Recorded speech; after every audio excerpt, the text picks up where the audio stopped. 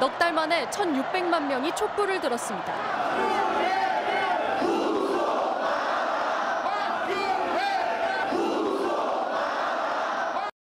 그리고 박근혜 전 대통령이 탄핵됐습니다. 탄핵 직전인 지난 2017년 2월 국군 기무사령부가 만든 이른바 계엄령 문건, 공식 명칭은 현시국 관련 대비 계획입니다. 헌법재판소가 박근혜 전 대통령 탄핵을 기각할 경우 촛불 집회가 더 커질 것으로 보고 계엄을 선포해 이를 진압하고 점령하겠다는 계획이 담겼습니다. 광화문과 여의도 등 서울 곳곳에 장갑차를 동원한다. 보수 언론을 통해 시위대의 폭력성을 부각시키는 등 언론을 통제하고 SNS와 주요 인터넷 사이트를 차단하겠다는 강력 조치도 담겼습니다.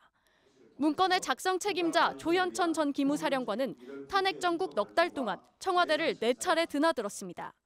하지만 문재인 정부 군검찰 합동수사단이 수사에 나섰을 때 조 전 사령관은 미국으로 떠난 뒤였습니다. 조 전 사령관은 일방적인 우편 진술서를 보내온 뒤 연락이 끊겼습니다. 그리고 출국 5년 3개월 만에 돌연 귀국한 겁니다. 계엄 문건의 실체적 진실을 밝히고 책임질 일이 있으면 책임을 지기 위해서 귀국했습니다. 갑자기 귀국을 결심한 이유에 대해선 답을 하지 않았습니다. 귀국하지 않고 도주하신 이유가 뭡니까? 도주한 게 아니고요.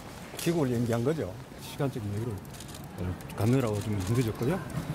정상적으로 귀국했다고 보시면 되겠습니다. 윤석열 정부 출범 이후 국민의힘 국기문란 TF는 계엄 문건은 군사 기밀인데 유출된 것이 오히려 위법이라고 주장해왔습니다.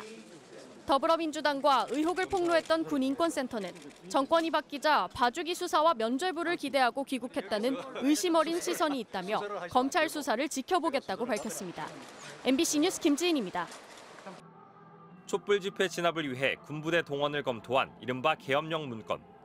2018년 군 검찰 합동 수사단의 1차 수사 당시 소강원 전 기무사 3처장은 장관이 위중한 상황을 고려해 위수령이나 계엄 절차 검토를 지시했다고 사령관이 말했다고 진술했습니다. 권모 중령도 치안 붕괴에 대비한 계획을 장관께 보고드린다고 들었다고 진술했습니다. 사령관이 장관께 보고할 때 궁금 사항이 있거나 또 어떤 그 질문이 있을 때 보시라고 만든 조 전 사령관 역시 장관이 최악의 상황에 대비한 문건 작성을 지시했다고 진술했습니다. 모두 한민구 당시 국방장관을 지목한 겁니다. 5년 만에 핵심 조 전 사령관이 귀국했지만 11달 만에 검찰은 한 전 장관을 무혐의 처분하며 수사를 마무리했습니다. MBC가 확보한 불기소 결정문을 보면 한 전 장관은 계엄에 대한 법률 검토가 미흡하다 얘기하자 조현천 전 사령관이 자원했을 뿐이라고 진술했고 검찰은 한 전 장관이 내란을 목적으로 구체적 지시를 한 적 없다고 결론 내렸습니다. 당시 김관진 안보실장, 황교안 국무총리, 박근혜 대통령도 개입 증거가 없다고 봤습니다.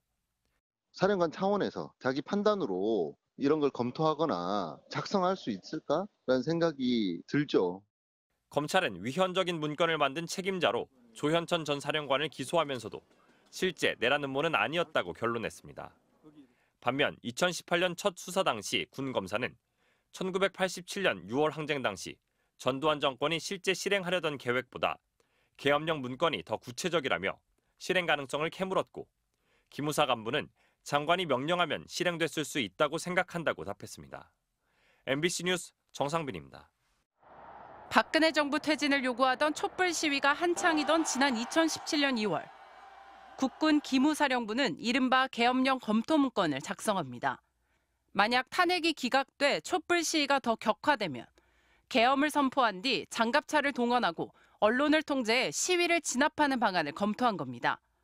문재인 정부 들어 2018년 수사가 시작됐지만 책임자인 조현천 전 기무사령관은 이미 미국으로 출국한 뒤였습니다. 조 전 사령관은 출국 5년 3개월 만인 작년 3월 돌연 귀국했습니다. 책임자로서 책임질 일이 있으면 책임을 지기 위해서 귀국했습니다. 검찰이 귀국 11달 만에 조 전 사령관을 기소했습니다.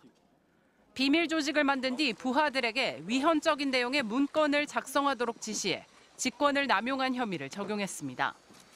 내란 음모를 세웠다는 혐의에 대해선 앞으로의 상황을 가정해 문건을 작성한 것만으로 내란을 모의하거나 실행하려고 뜻을 모은 것으로 볼 수 없고 실질적 위험성도 없다며 무혐의 처분했습니다.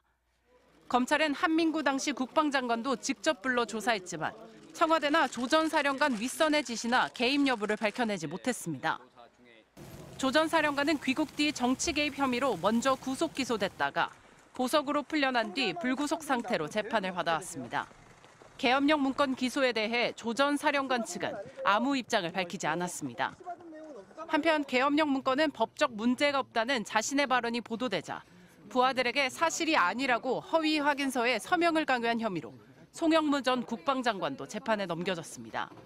MBC 뉴스 박솔립입니다.